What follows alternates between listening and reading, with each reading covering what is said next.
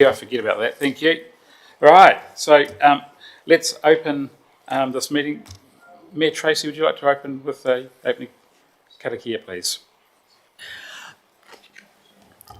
Morena koutou. Ko ranganui ki ronga, ko papatuanu ki kiraro, ko tātou ta ira tangata ki wanganui, te hei Māori ora.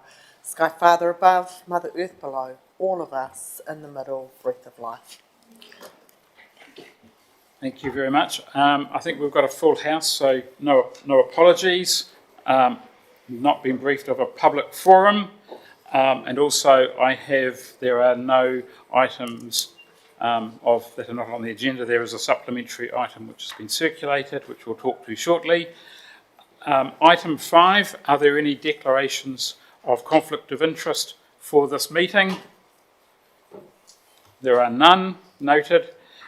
Confirmation of our meeting held 22nd of July, and it seems last week. Do I have a mover? Councillor Steve. Do I have a seconder? Councillor Allison. All those, no discussion. All those in favour, please say aye. As against, carried. Thank you. The first and only item on the agenda is the adoption of the draft annual report, which technically is, we're not actually adopting it, we're just considering it today and making a recommendation to the new council. And I just want to re-emphasise to the committee the purpose of the annual report today being received. This is a draft annual report. It is still going through the audit process, and we'll hear from the audit director, who can't be in person, but she's given us a written statement which you will have circulated. The purpose of it's to talk about this is technically the new council's annual report because they have to adopt it after the election. But the idea behind it, you receiving it, is so you actually endorse it. So what I don't want today is that this number doesn't quite agree with that number at the beginning of the document, at the end of the document. That will be picked up through the quality process that staff and audit will be going through. But if you have some of those, what I'm suggesting is either after the meeting, either talk to Tracy, which is her first meeting on this committee. Welcome, Tracy. Thank you. After the meeting. But what I do want to hear from you today are the major items, particularly over the financials and over the performance measures. That's the purpose of it. So the new council, when they receive it and adopt it, they've got some confidence that this council, it was on your watch, this annual report was prepared, have some comfort that you are comfortable.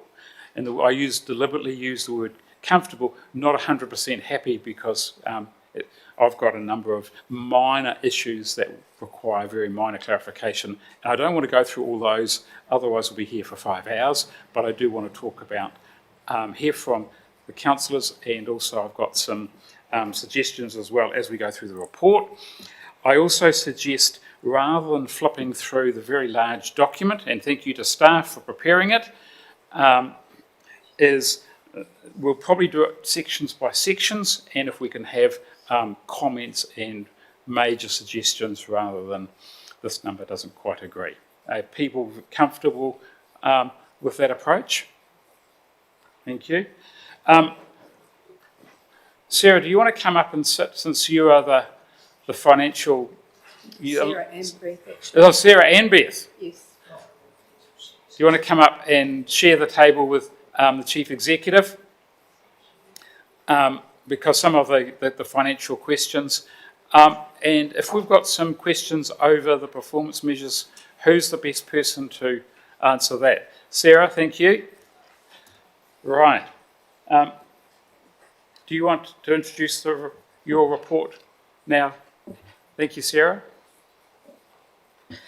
Good morning, everyone. Thank you, Chair Phillip. We can go through the report, or would you like to talk around the audit letter first? Let's hear from the audit letter first. I think that's important.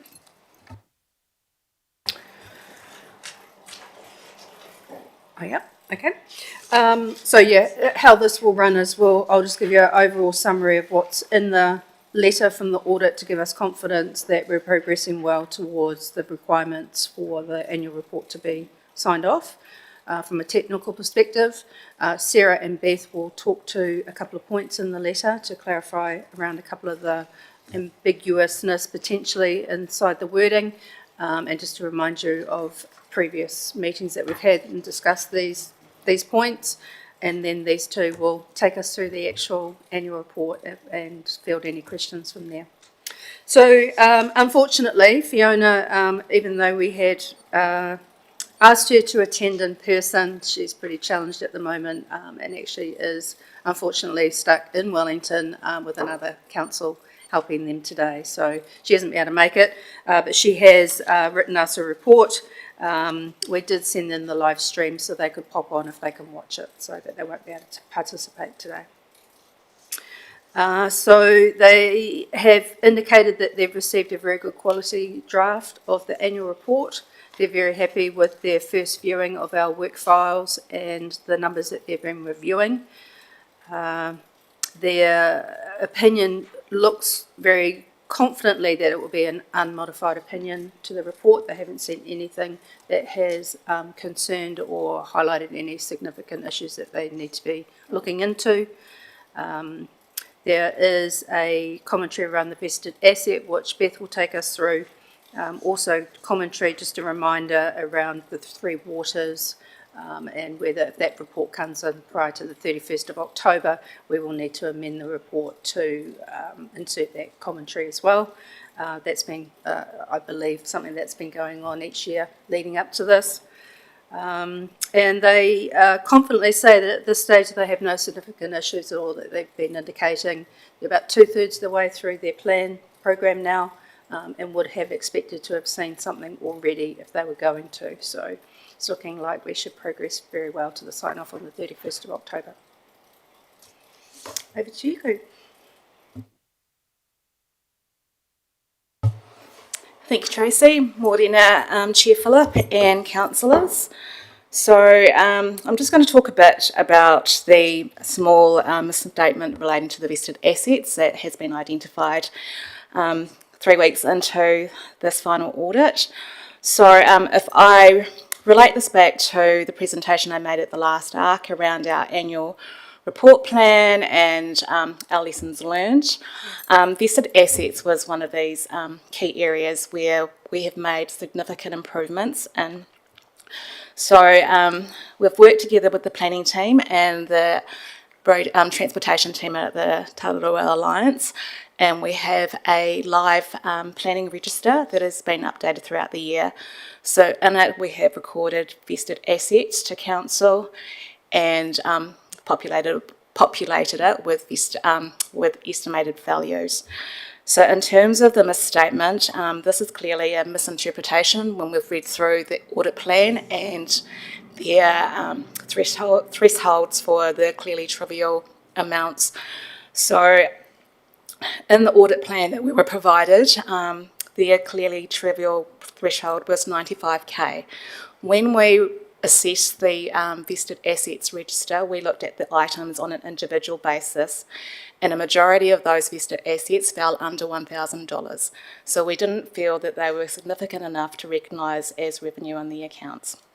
However, as the audit commenced a couple of weeks ago, there was clarification around the threshold, and it was the total vested assets within the register. So there was a $12,000 variance to over and above what the threshold for the clearly trivial amount was. So hopefully that gives a bit more context around the minor misstatement in the schedule. So that will be corrected before we adopt on the 31st of October.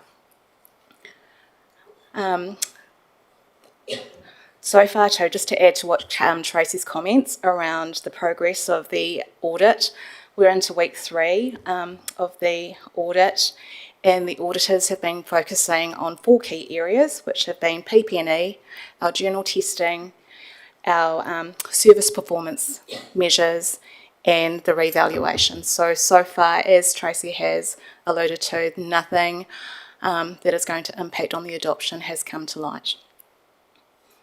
have we got any questions around the vested assets? No questions? Okay, thanks, Beth.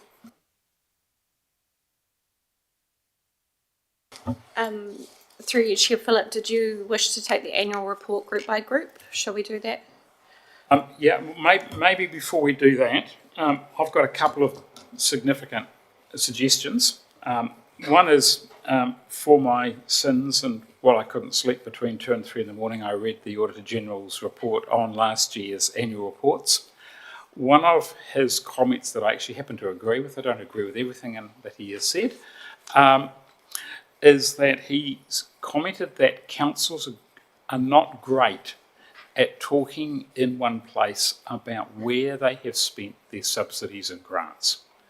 Now, this council did reasonably well in the last financial year with its subsidies and grants, more than what was anticipated in the budget. Not as well, fortunately, as some other councils further up the East Coast. But I think it's really important that we succinctly summarise what subsidies and grants we have received, which is actually in the report. There's a note in the report on that towards the back of the document. It's highlighted through the document. But more importantly, in my opinion, is where that money was actually spent and how it was spent.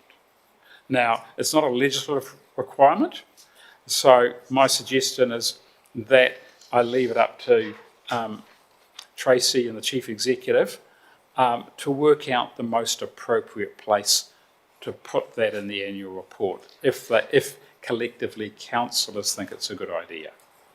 So that's my first, I think the annual report, I've read one or two in the last few weeks.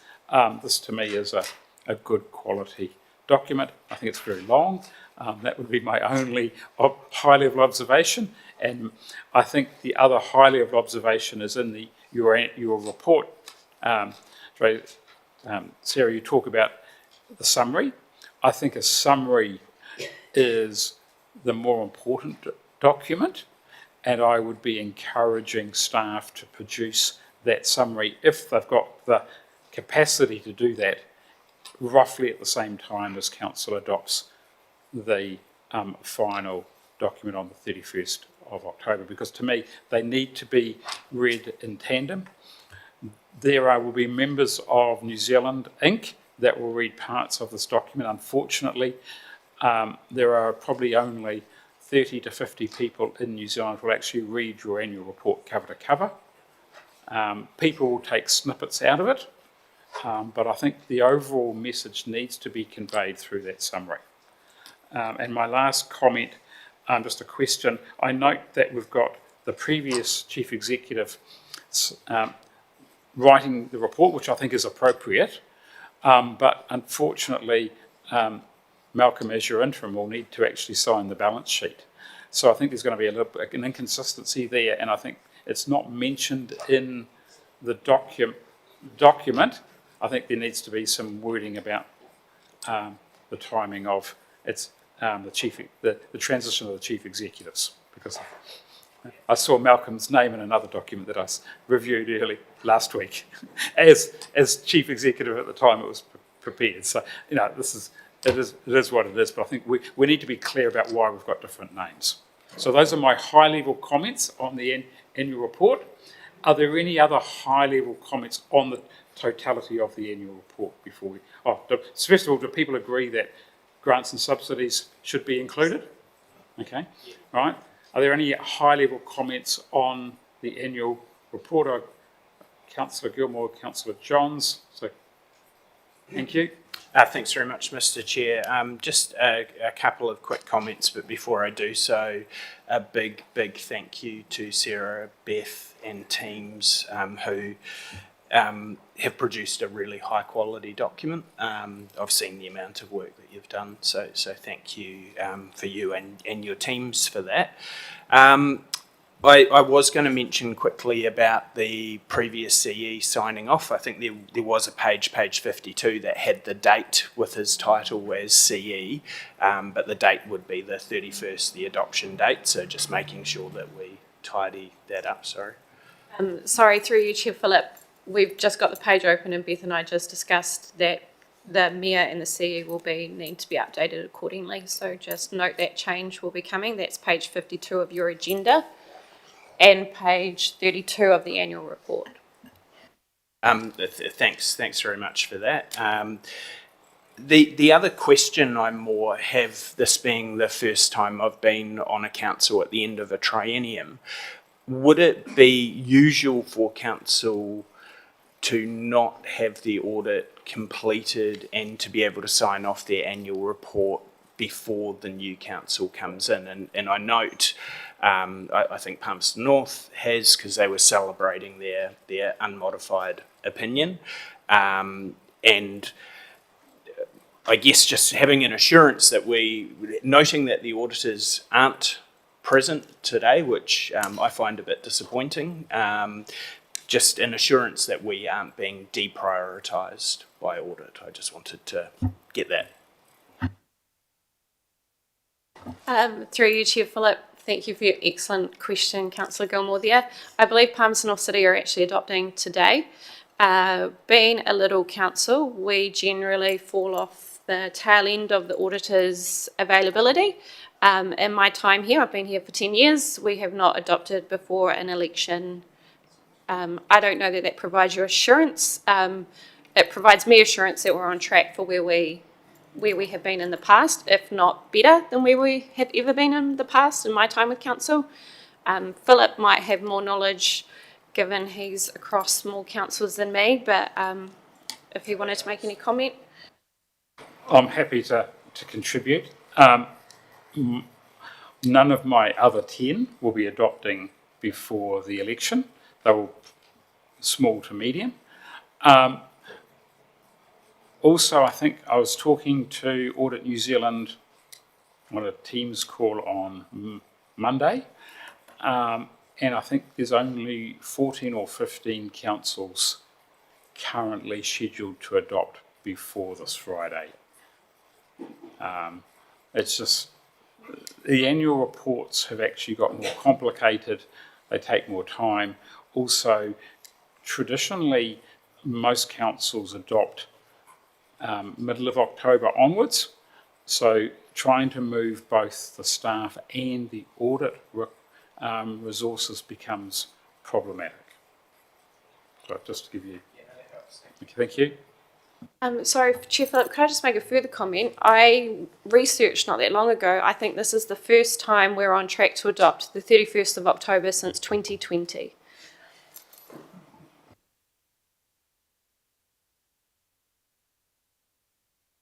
Thanks, Chair Phillip. Can I ask the question as to whether this annual report is a report on what we have achieved in the last year, or not achieved, as the case may be, or merely a financial report? Through you, Chair Phillip, excellent question. Councillor Johns, it is a combination of the two. It is a report where we have the opportunity to highlight any achievements, any risks or issues that we might have cropped up throughout the financial year, but it's also a mandatory financial report as well.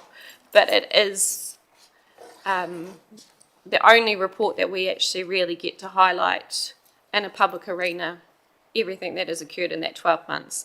I don't know if I'm just tooting my horn from a finance perspective because we like that accolade, I'm not sure, but to answer your question, it's a combination of the two.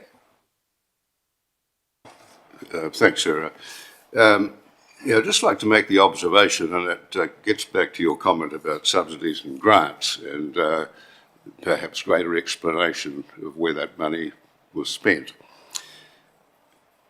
One of the prime objectives in the last year was to put in place our growth strategy and with it a new district plan. We spent considerable time and energy and produced a 369-page document, e.g. a draft new district plan. There is absolutely no mention of that at all in the annual report. Could someone tell me why not? Through you, Chair Phillip, the managers are asked to provide for their input into what goes into this document. Generally, if it has not been adopted within that financial year, it is not celebrated as a success. We could write a blurb to say that we've spent a considerable amount of time, effort, money around this, and we could do that. However, that was not what was provided to us for inclusion in this report. Oh, Malcolm. Yes, thanks, Sarah. And also, I'd just add, Councillor, that while a lot of work was done on the plan, it is actually not adopted. In fact, due to government policy, it's been suspended. Subsequent, we are pursuing that, as you know, Councillor. So for the year ending 30 June, the current district plan, which is in place, would be the one that's operative. Any changes to it are still at large, technically. So that would probably make it problematic to report, unless you just reported activity that work was going on it. Thanks, Malcolm. Yes, no, I understand that and I appreciate that. However, given the importance of that whole project and it being our number one priority for the year, I find it extraordinary. There is absolutely no mention of it at all. Can I, as chair, look, I sort of see both sides, absolutely, and maybe, if that's important to the whole council that we do report the progress, although it has been technically, it has been stalled by central government. I'm not quite sure of the exact timing of. It was supposed to be notified reasonably shortly, right?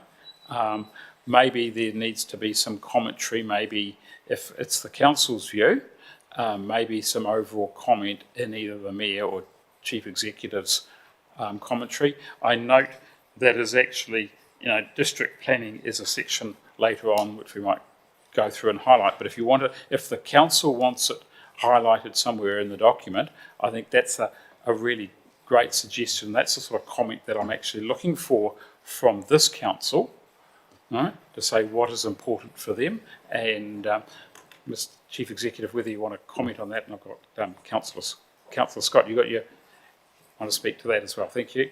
I'll have Malcolm and then Councillor.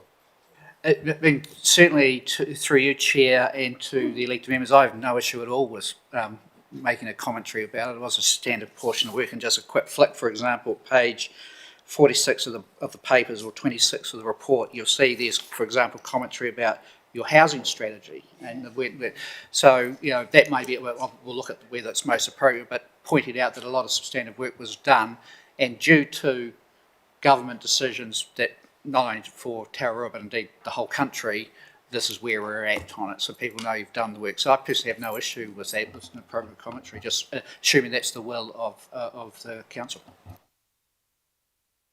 Thanks for that, and thanks for raising it, Councillor Johns.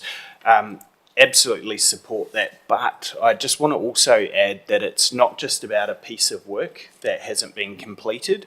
The figures that we've been given for that work is $900,000 excluding staff time. So we're talking about a very, very significant financial spend. Not all of it within this 12 months, of course, but I think if it is a document to report the financials, it must be in there for that reason. But if it's one to talk about our successes and failures, it also must be in there.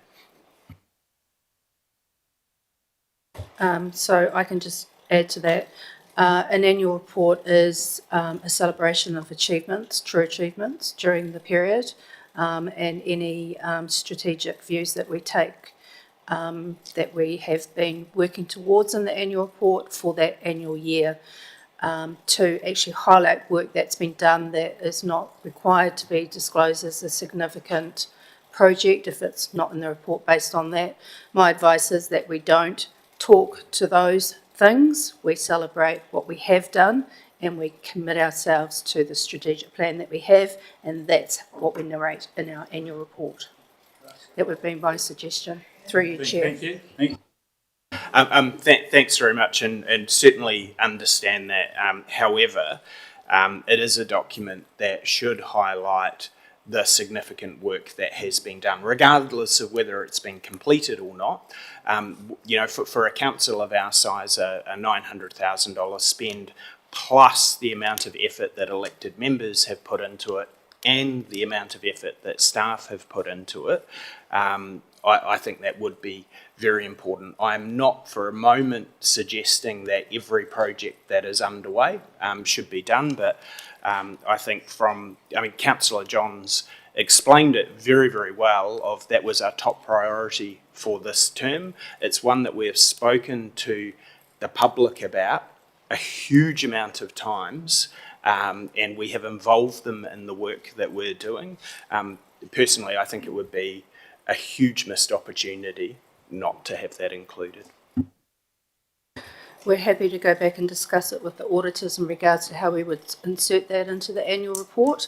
It needs to be done in a specific way if we're going to take that into the report. So take on board, definitely we'll go back with those questions and feedback review. Thanks, Chair Philip. And thanks, Tracy. I hear what you say, but as well as this report outlining our successes, it should also outline our failures. And in my view, if more urgency had been put on the district plan, we would have a new district plan in place right now. It was a failure on our part.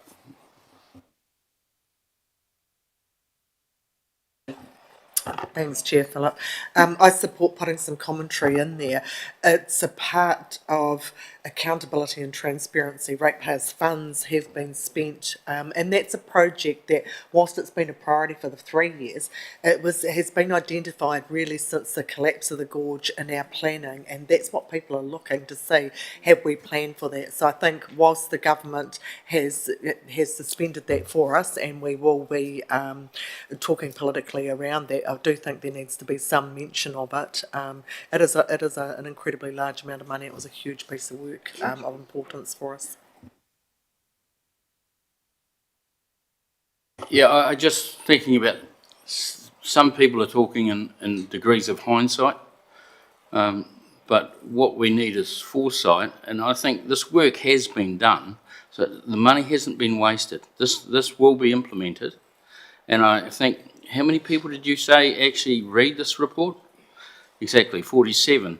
So, I think the reflection is on what we do around the town, around the district. So I think it's there. People know that we are working very hard because we've had a very exceptional triennium, and none of this work's been wasted, or the money.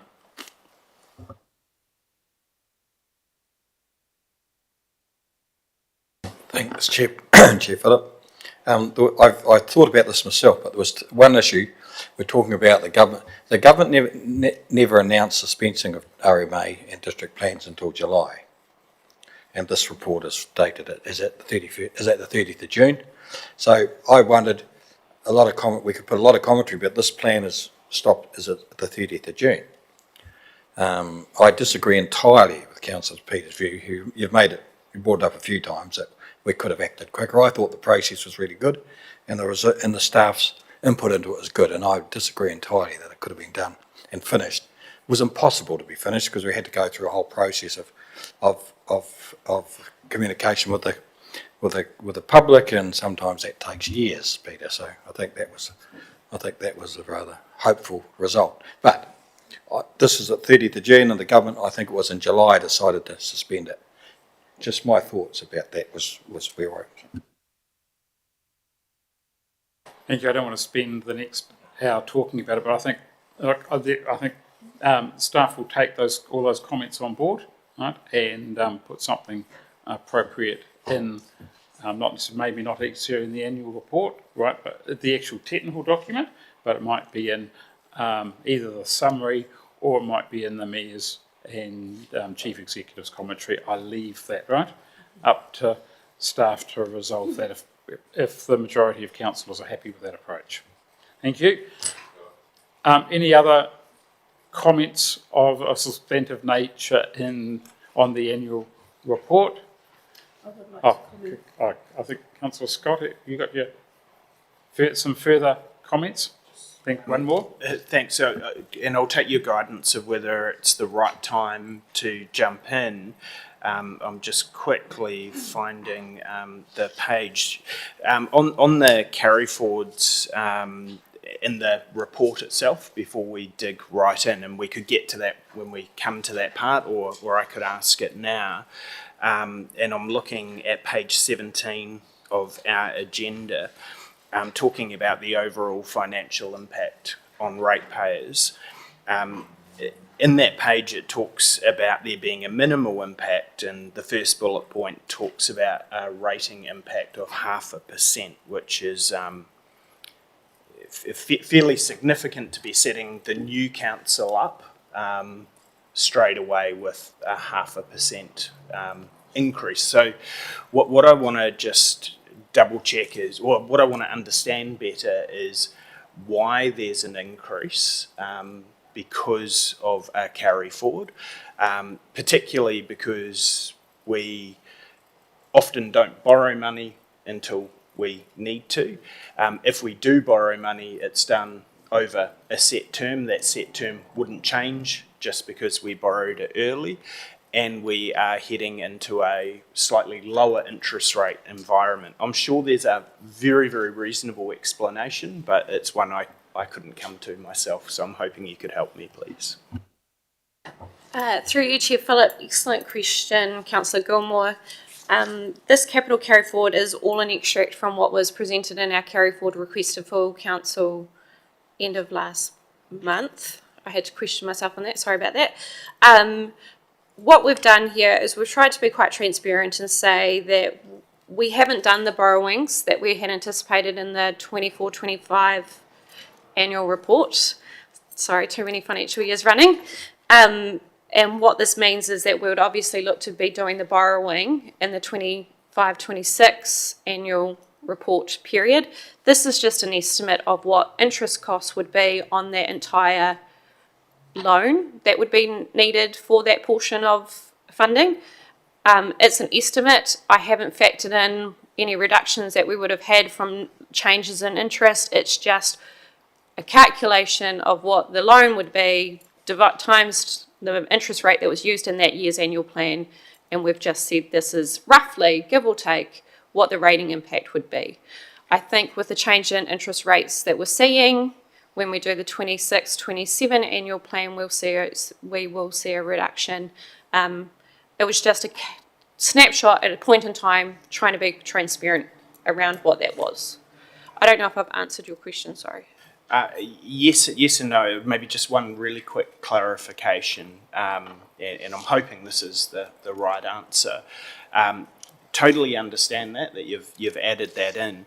However, the net impact to ratepayers should be nothing, because that lending should have already been budgeted for in year 3 of the LTP. So actually, when you look at when we go to reset rates, or the new council does, that's already been factored in those forecasts. Am I correct in that assumption? Yes, it swings and roundabouts, and when we do pre-funding as well, that obviously impacts on this, but you receive the revenue from the pre-funding, so just apologies, I could have worded that better. No, that's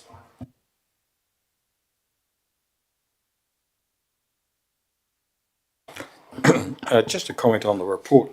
I've lost my way, but Chair Phillip, just 2 seconds. It was not significant, but, well, it could be to some people. Oh, right. Oh, yeah, it was page 46 of the report. It was just where the strategies were being commented on. And it was the committees with iwi and council that was the part that worried me a little bit. That impression would be that we do have committees, but the 2 committees, we don't have any committees with iwi and council, actually. I won't go through the discussion, but the two arrangements we did have was we had 3 things going. During the Cyclone Gabriel, we had an emergency works stakeholder working group that was based out of Alliance, which was highly successful, involved members of the iwi plus Horizons and some of the infrastructure people. That was followed on by a roading stakeholder working group, which was also involved in to iwi. That was the roading, and that was highly successfully run with Alliance and some of us. The other group that was appointed by the governance group and has sort of stuttered away and may need reflection on in the new council was the Three Waters Advisory Forum. And it was decided it was either governance, strategy or operational. We're not quite sure where we are with that. But there was no committees. And they weren't joint committees at all. There were working groups and stakeholder forums. And I just thought to myself, the 46 people in New Zealand who read this, some people do take exception for incorrect committee. So this was my thoughts about that particular area. Yeah. Can I just clarify those 46 or 47 people? Those 46 or 47 people read it in its entirety. There are probably many hundreds that will read snippets, right? And that's the message I was actually trying to say, that there are snippets of this which lots of people will actually read. All right.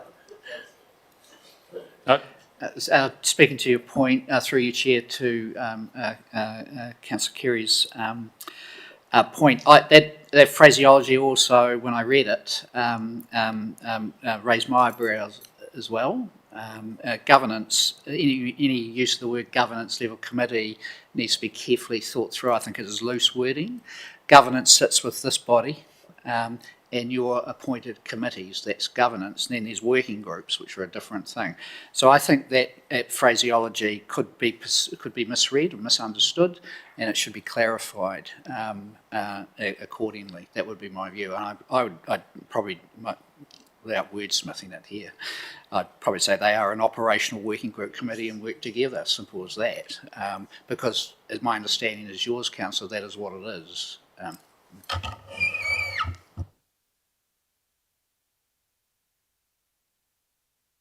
So, are there no further high-level comments? Do we want to? Yes. I actually just wanted to talk to the first one that was brought up about breakdown of how the subsidies and grants have been spent in one place.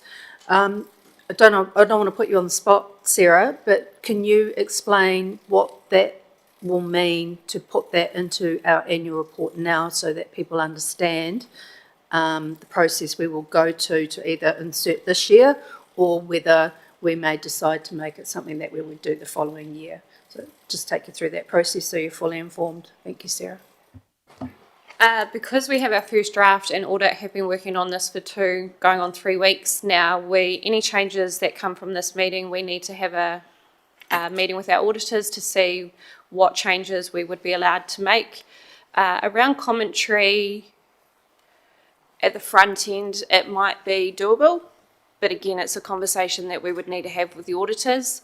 If we were to put numbers included with that commentary, I would say that would be an increase in the auditor's work and we might not be able to do that, but it's a conversation we would need to have with Fiona.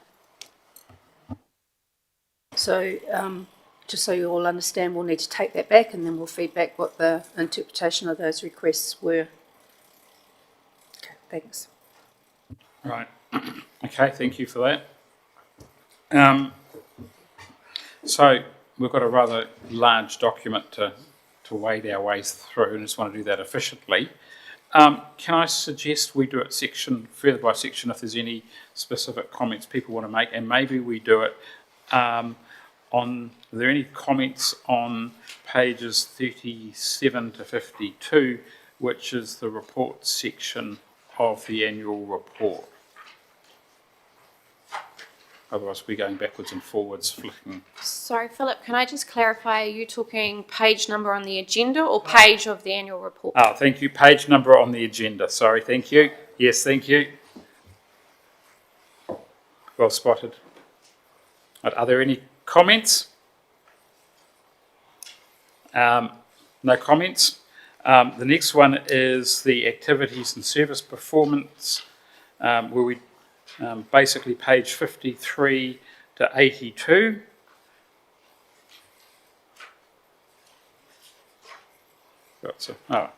Thank you.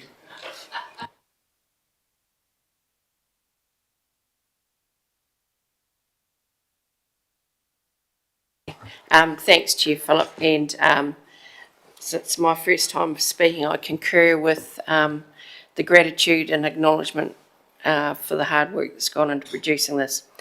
I'm reflecting on page 59, Chair Philip, at a very high level. To me, this is, when I looked at this, I reflected on the chance to look at the trends across some major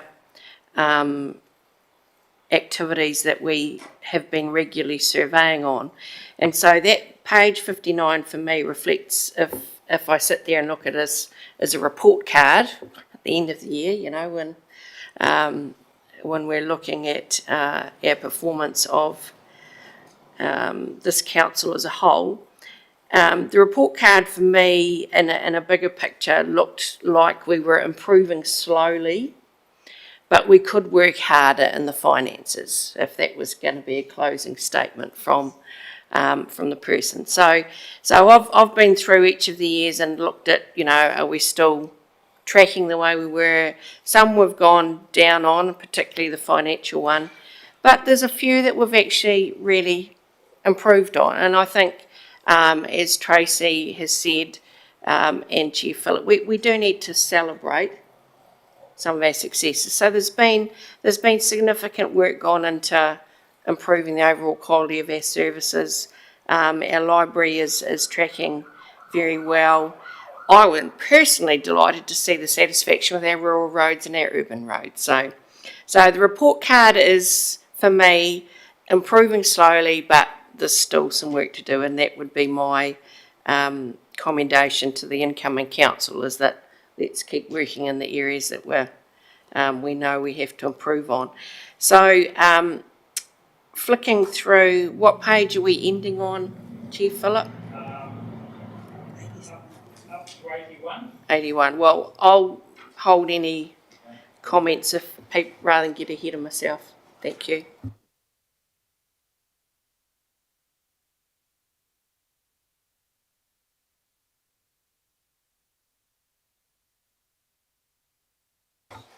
Thank you, Chair Philip. I'm just going to page 60. What we own and what we delivered. So of those couple of pages, it all seems to be under that major title. But since when do we own a plane? Or have I got that totally muddled up? Is that just the airport? Because it looks like we own one plane. My understanding, you own a plane that's sitting in the main street of Paeatua. No, sorry, I think it's supposed to be the airport. There's probably a reason behind it. That's how I looked at it. It looks like we own a plane because it's under that big title. Sorry, Sarah. On page 62 of your agenda, sorry, through you, Chair Philip, it says one aerodrome and the infographic is a plane. We could look to change the infographic if you wish.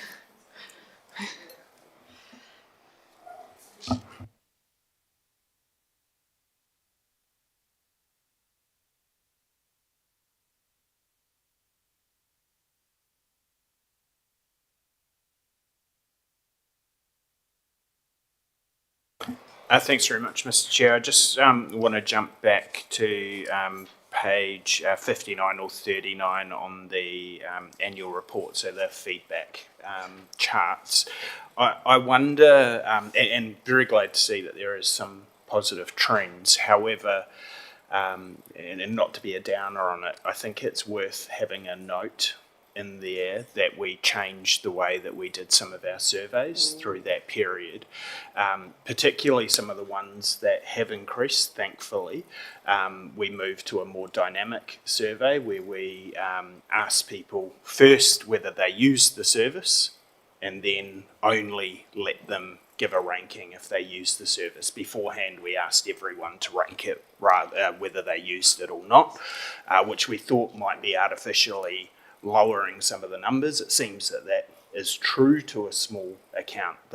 Some of the ones that everyone fills out regardless probably haven't improved.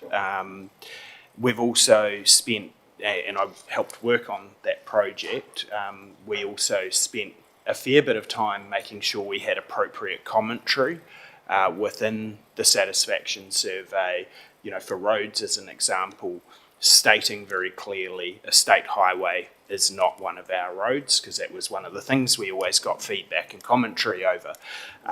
So a word of caution, I think, for me when I read this, but I think that it would be appropriate to spell out we had made a change.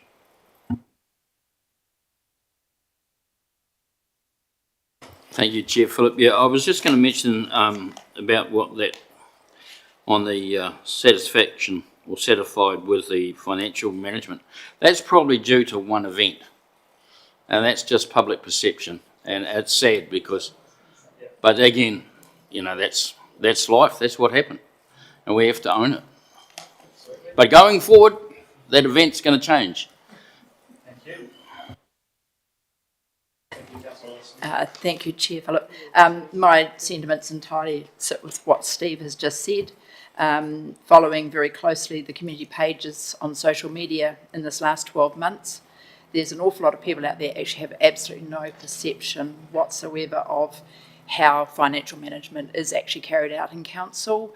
And I don't know how many years it takes when you come and sit around this table to actually get a greater understanding for it. So I've always felt that particular point that is questioned in those surveys is just an open season for people to say, well, they don't like the way we're doing things because it's their ratepayer money. And I understand that, but I just don't believe that is an accurate way of measuring. Thank you.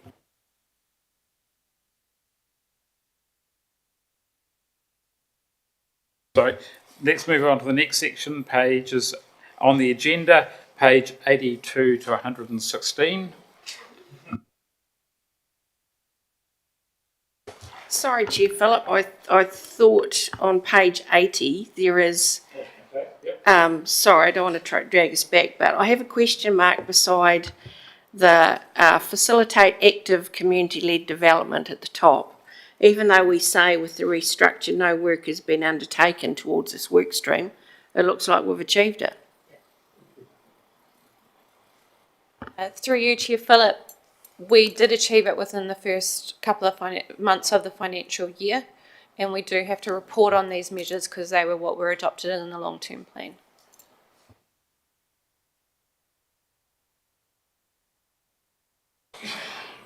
Right, moving on. Questions from pages 82 to 116? None? Right. Oh.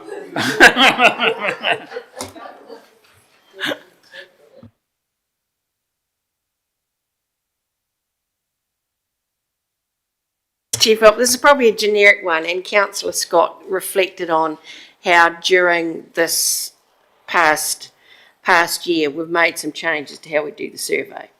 So I'm a little bit, I guess I'm asking a forward question, as there's a lot of commentary in these tables around this result continues the downward trend, da la la la. As a result, council's changing the way, da la la la, for real-time feedback. So I guess what I'm trying to say is that there appears to be in this plan a chunk missing where we changed things.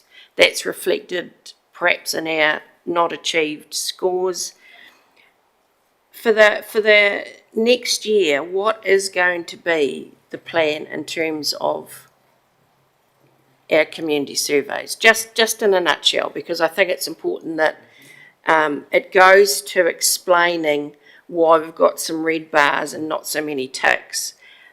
But for the next year, what is it that we can expect when we hit the ground running, we're surveying our community against these targets? What could change in here?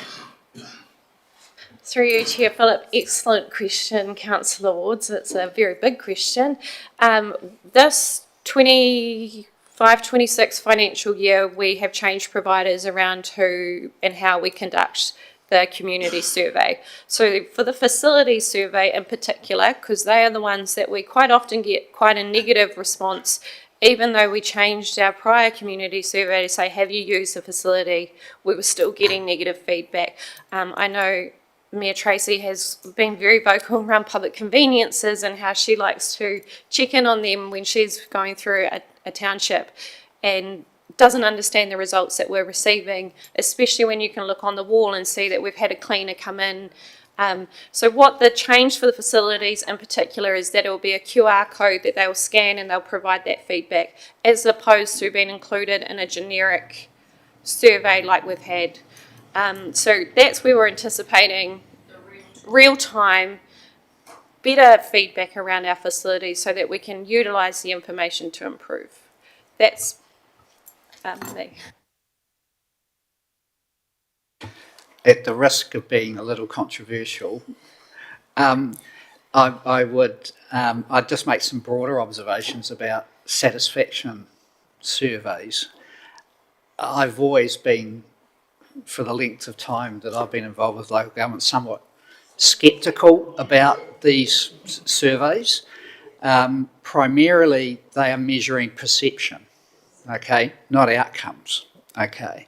And people see things in different ways, and facts don't necessarily influence that. So and I've made this point many times, I mean, what I think they're really measuring through the back door is council reputation, okay?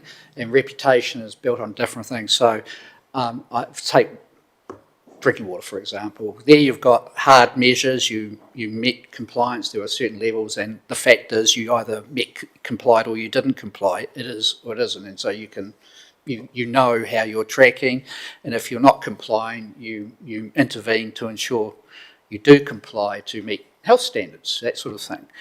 But that doesn't mean everyone necessarily agrees with that. So just, all I would counsel, and you wouldn't be the first council I've said this to, is that you need to just understand what these are really measuring. My argument is it's always better to measure reputation, which is built on good service, quality thing, sound financial management and those sorts of things.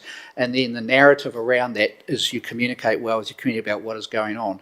But that's not to say we shouldn't do, I'm not saying we shouldn't do satisfaction surveys, just I think we should have a keen eye on what actually they are measuring and understand, and as governors you need to understand the difference, I think, between a hard measure and a perception measure.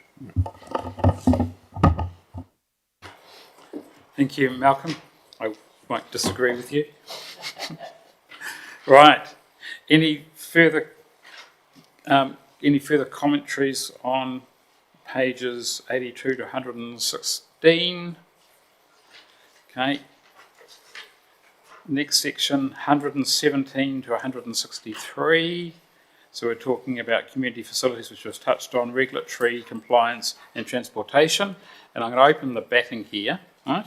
If we're talking performance measures, one of the measures I haven't actually looked at here, it's the number of crashes that actually happen on your roads. It's a mandatory measure, but the council only has influence over that measure, doesn't actually have control, because we don't control the police, so we can't control people's driving. All we can do is influence them. So again, that's just another problem we have with some of our measures, right? Not all of them are actually in our direct control. Right, any questions, comments? 163 on the agenda. I'll give you 5 minutes. Sorry, only joking. I'm sorry, I'm being mean, I know, but I don't want to spend 5 hours, and nor do you. Well, I'll let you come back, Councillor Sharon. You're caught up? 164 through to a shorter one, 176.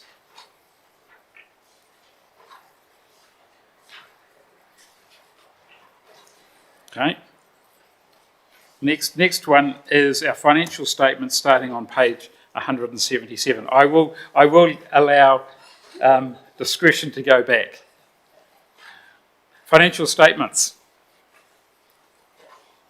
Sarah, is there anything you want to really highlight with the financial statements? Maybe I might. Right? One of the things I look at is in the council's overall funding impact statement. I'm sorry, I don't have the page in front of me. It's your capital works total that you have achieved that you've actually reported. And if my calculator serves correctly, you've actually achieved about 93% as per the funding impact statement. And again, if I go back to the Office of the Auditor General's report, across last year, the average was 80% across the whole country at the holistic level. So I think that's a reasonable result, which is also then reflected. And I know there might be some different numbers elsewhere in the document, but that's the number I have calculated. On the financials, to me, there is only one item of major concern, right? And the fact that one measure that I look at is your working capital ratio on your statement of financial position, and where you're basically your current assets, do they exceed your current liabilities? And you, at this stage, you've actually got your current liabilities exceed your current liabilities because you've got some debt that is due to be repaid this year, which I'm sure, and you've also got a facility with, remind me which bank, you've got a facility to cover that off. All right, so again, while technically you've got a negative working capital, it is covered by a facility. So I think from a council perspective, your overall financial position is reasonable. I'm like an auditor, I'll never give good. Through you, Chair Philip, if I could just add a little bit more commentary to your working capital comment. We have other financial assets that are sitting there under non-current assets. The way that they're classified as non-current is the term in which they were taken out. They've actually matured in line with when our debt has fallen due for payment. So rest assured, although it says we don't have the working capital, they're classified as non-current assets, because it has to be classified for the term that the deposit is taken out on. And you'll recall from our many, many wonderful finance and performance committees that are your most favourite committee, I know, where we say that it's not viable for us to take out a debt or take out pre-funding without having it on a term deposit for a year or more. So just wanted to highlight that little point. Please don't panic. I wasn't panicking. I was just actually merely pointing out that, right, as an ex-bean counter, that's a measure that I would always look at, and then look in behind, is it, and I was actually comforted because you've got a facility, but two, also you borrow from LGFA, which also is reasonably liquid, right, and does actually have a facility. Prior to LGFA, there were a couple of councils that got themselves into strife, GFC, and they couldn't borrow at reasonable rates, and they probably paid 3% above the market rate because they never had a facility in place. So, right, what I'm saying is I've looked at it and I am comfortable. Thank you, Sarah. Any comments? Do you want to? Financials, absolutely. Go for it, Councillor. Thank you, Chair Philip.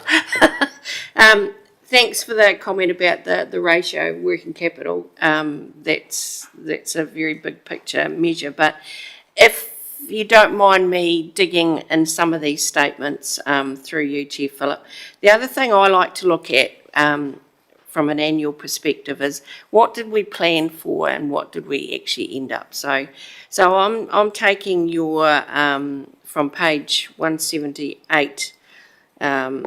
Sarah, through looking at what we actually got in terms of revenue versus what we plan to get. And I think the initial comment around what grants and subsidies did we get and how we spent it is covered off pretty well in the difference about what we planned to get and what we actually got under note 6. I think that's a significant demonstration of we got more than we planned for. So that to me is quite an important thing to pick up with. If I flick through to page 181 on the agenda, Sarah. It's under the current liabilities, and there's quite a significant difference between what we'd planned to be worrying about versus what we ended up worrying about. And the difference is in the borrowings, the current borrowings. So can I just have a little bit of an explanation why it was, I know you've noted in 24, but, to go from a planned borrowings of 3.186 to 22, if I say it quickly, it'll drip off my lips. Is there something in particular is noted in note 24, or just a comment around, whoa, that's a big woohoo? Through you, Chair Philip, excellent question. I guess where I would go with this is that within the annual plan, the current borrowings isn't necessarily populated based on what the term is that has been taken out on the existing debt. So what I would say is, I think we talked about it maybe in the last Finance and Performance, or it might have been a full council meeting when we brought the report, that with local water done well, we have a lot of our debt falling into that 0 to 3 year bucket, and it's something that I've raised as a concern, and which is why there's a lot of pre-funding that's been taking place, because we had taken out that debt with the anticipation of local water done well having been done and dusted. I think we've been dealing with this for a number of years. So the actual result is more that our debt is within that 0 to 3, well, it's obviously in the next 12 months, but a lot of that is pre-funded debt as well. The debt in its totality is pretty close to planned, but then noting we haven't completed capital projects, so the difference there is what we have pre-funded. It's a bit of a swings and roundabouts, and I'm not sure if I've articulated myself very well. No, you have, because I'm taking from that there is a timing issue here. It's just when people look at the 46 people that might have got to this page, they will possibly, like me, look at what did we plan to do, and oh my goodness, there's a huge difference there. So I'm taking it's around timing of when some of these A come due, or B, we're looking to pre-fund. There hasn't been anything untoward that hasn't been flagged anywhere else anyway, so thank you for that. But take on board the comment around it, and it's something we could look to see how we can make a little bit better in the next 26, 27 annual plan. Just if there's any more work we could do, it's something I would like to take away and look into for you, and bring back when we do an annual plan.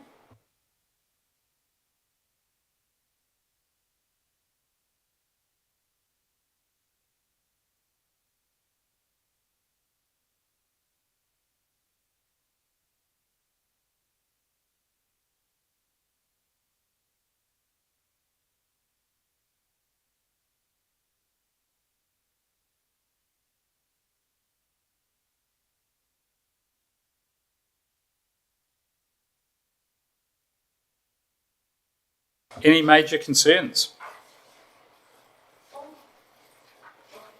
If you've got some other individual questions, I think staff will be still available.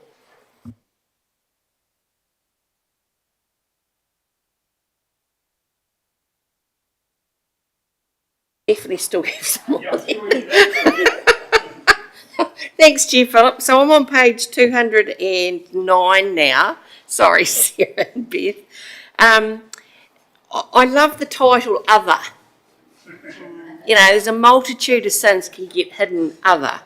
So if we have a look at other revenue, the difference between what we actually got in other revenue last year versus the year we're reflecting on, there's a huge difference.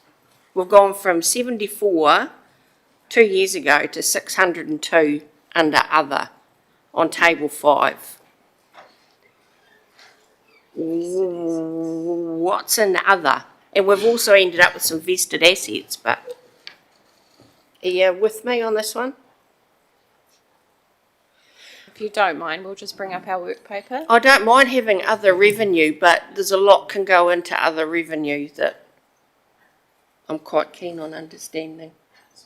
So while Sarah's looking at that, do you understand what vested assets are? Does anyone understand what vested assets are? I actually refer to them as vested liabilities. On the basis that normally what happens is, as part of a subdivision process, a developer will create an asset as part of the subdivision that then is transferred to council. But guess what? Council's then got to maintain those assets, right? And I think that's what Beth was talking about. That figure there is likely to increase by a little bit more. Is that correct, Beth? Yes, that's correct.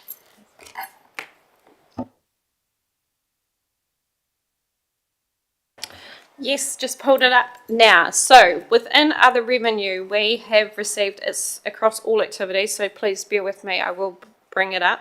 Campgrounds, we received $9,000, which was a contribution towards the Paeatua Carnival Park Ablution Block.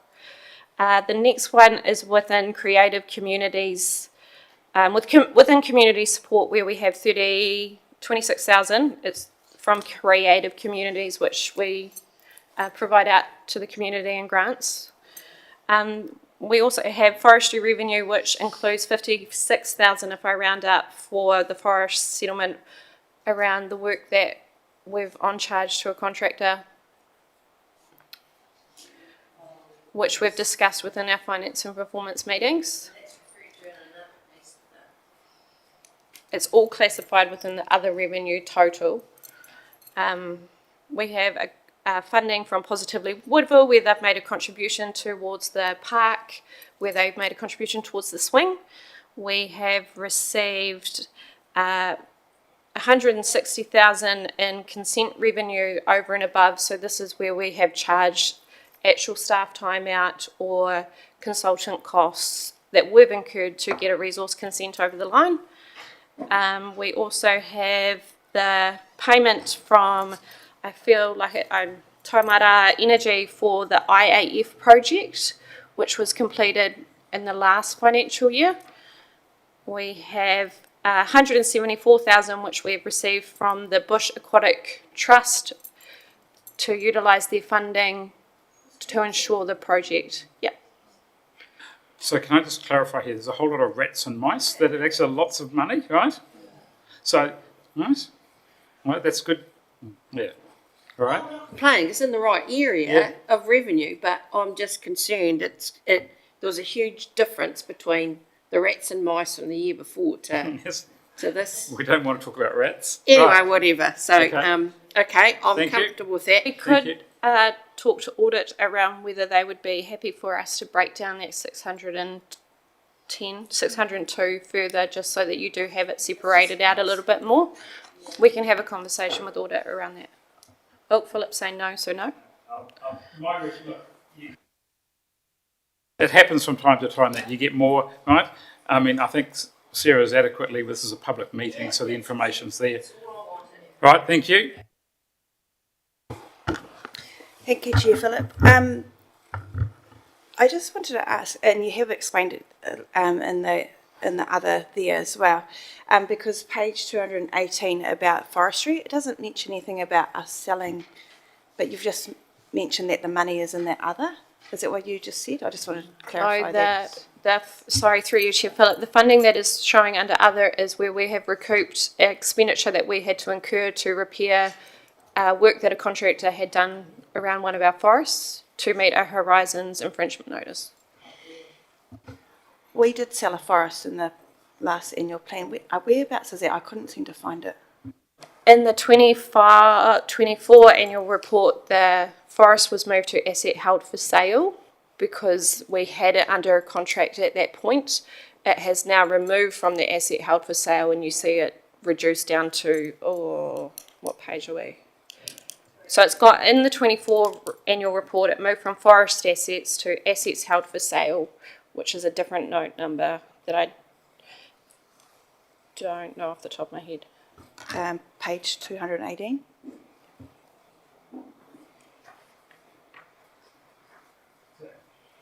Can I help? It's actually on page, the sale is actually on the funding impact statement on page 184 of the agenda. and the note that Sarah is talking about assets held for sale current is page 180.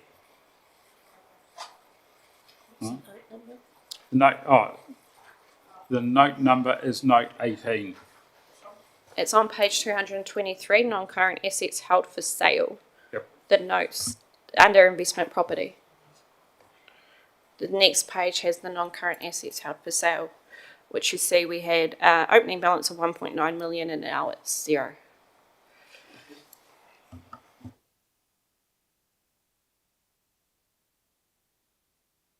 Thanks, Chief Philip, for your discretion on that one. I'm still on page 209, table 6, Sarah. The grants and subsidies, I like the fact that it's listed there. We were getting money, honey, that our ratepayers don't have to stump up with. Can I just ask a question? Between the 2 years, the Mayor's Task Force for Jobs has almost halved. Now, why has that happened? Through your worship, this is where the accounting voodoo happens. I think you'll recall we had a prior period error that we had to fix a few years back where unless the revenue has complete offset of expenditure, we're not able to recognise it. And so you'll see it within our current liabilities, I believe, where it's revenue received in advance. So that's what I can assure you the funding hasn't changed. It's just the value that was spent within the financial year is only totaling the expenditure we had incurred.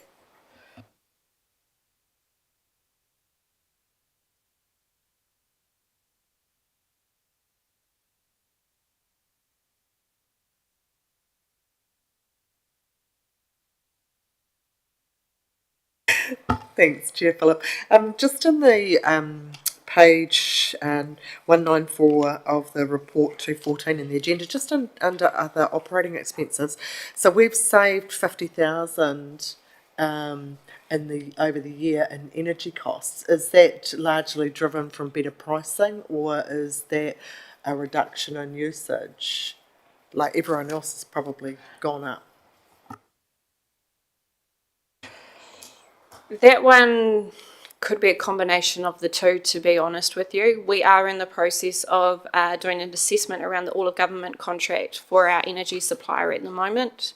But I couldn't comment without digging on that. My apologies. No, that's fine. It's just it's a significant saving. It's good.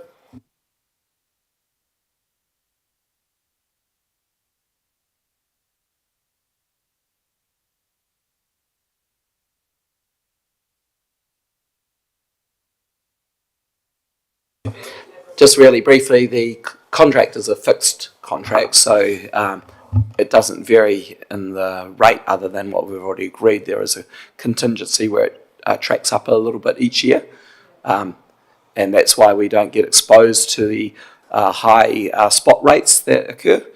So we actually essentially have a hedge on our power costs for multiple years. That's helpful. It's not helpful when you're a timber company exposed to the market.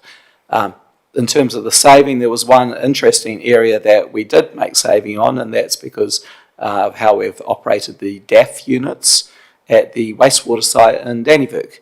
And that has allowed us to switch off the blowers that generate the pressure that's required to run the microfiltration plant. So there was actual saving that was made just by not utilising some of the plant because of the new equipment that we've got. Right, thank you. Any other questions on... Oh, Councillor Sharon, you found your page? I did. Thank you. Thank you, Chair Philip. Page 210, Sarah, under personnel costs. I'm kind of reading this like the 43rd person who's got to this page and have looked at under personnel costs, because we know that there'll be a lot of interest in that. Why is there a big jump between the previous year in the employment entitlements and liabilities from 47 2 years ago to 229 this past year? Is there some areas that are bigger than others that would explain that? Through you, Chair Phillip, I don't think that's a question I can give you an answer to. Malcolm, do you have anything no, we'd have to come back.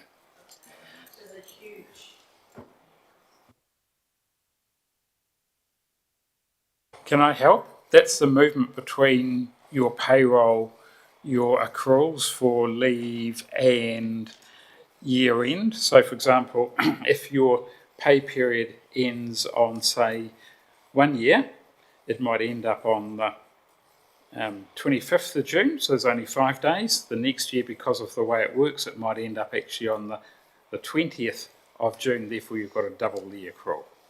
And there's also, I think there's a slight increase in the pay as well, because it's in a note in the balance sheet.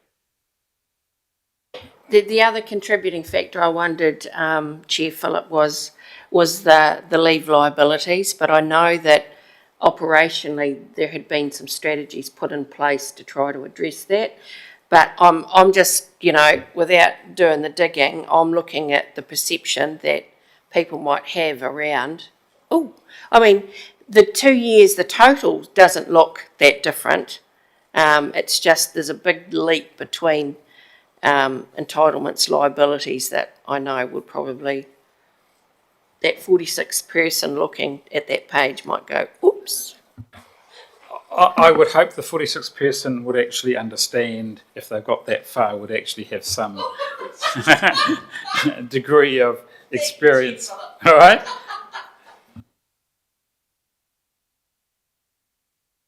I think I'll better be quiet. Am I able to go to page 273? Are we moving there? Okay. 223? Oh, 73. Was that too far? Oh, no. Yeah, no, it's too far.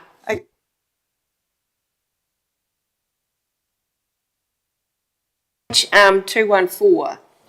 Because I think this page demonstrates to our ratepayers, no offence to anyone in this room, but auditing comes at a cost of $295,000. That is a percentage of rates of 1%. No offence to anyone in this room, but that is a very telling table. And it's under other, that's why.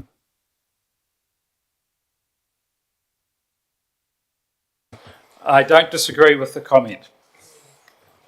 I was an auditor once, though, so is that a conflict of interest that needs to be declared? Right.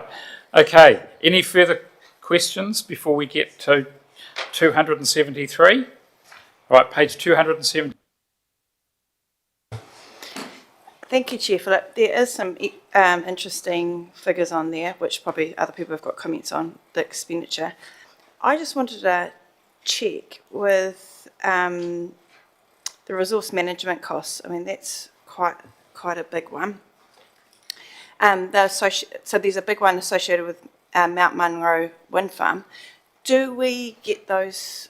Do they contribute to that, or is that on our ratepayers? Thank you, Sarah. Through you, Chair Phillip, when we discussed the other revenue column and I mentioned the resource consent made up 76 off the top of my head, I would have to go back and look. That is for recouping those sorts of costs. I would also just highlight that within that is the better off funding for the urban growth strategy as well, which has corresponding revenue. Unfortunately, because this just talks around income in isolation to expenditure, you don't get that net effect, which you are getting within our quarterly reports, but rest assured there is revenue to offset those.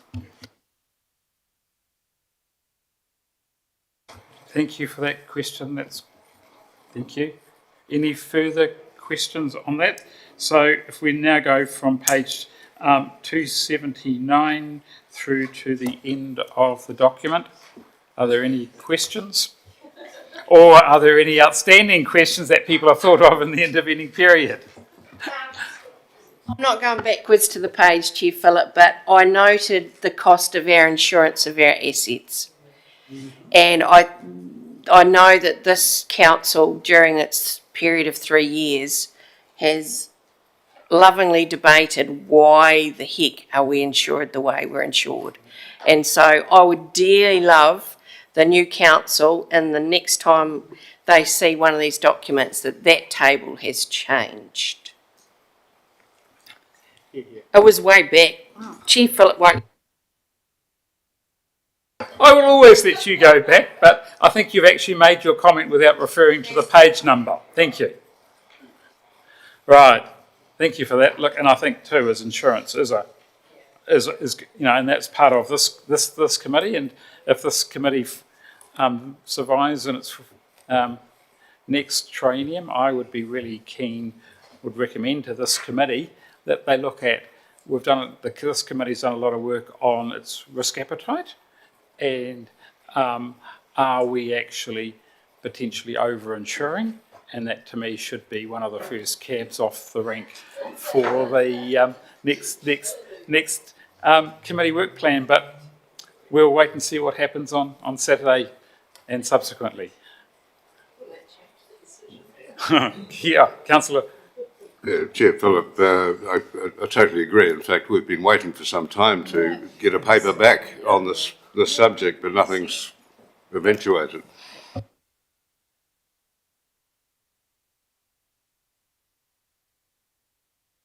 Just a quick one on 277 about Pukaha. The information's there, but no detail. Is that all we need to put? I read there was also. Oh, is it in there? I looked at that closely, right, from my professional as well as knowledge of the issue, because we debated it last meeting. I think technically it is all there that needs to be, right? It's also, just remember too, this is the problem we've got. This is as of 30th of June. Right. Sarah, do you want to comment on that? Thank you, Chair Worship. I would just add that we've included the post-balance date event to provide assurance that the $1 million investment has been secured. It is a significant event that had taken place after balance date. Had we not had this confirmation or had this note included, we would be looking to make an impairment on that investment, which wouldn't be as transparent to the community as this is. So just...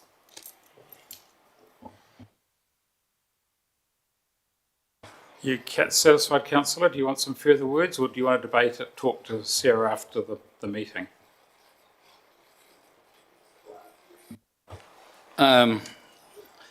Yeah, it's an interesting one because I think some people will still be in the fog. Thank you. Thank you. Right, so if we want no further major issues, I've got lots of little red flags which I'll go through with Tracy, and she's not looking forward to that. That's all right, I can see that. That's fine. So if we go back to the recommendation, I think the Chief Executive and I had a discussion before the meeting. In terms of what we've talked about today, I think 1.2 might need some amendment before we put it.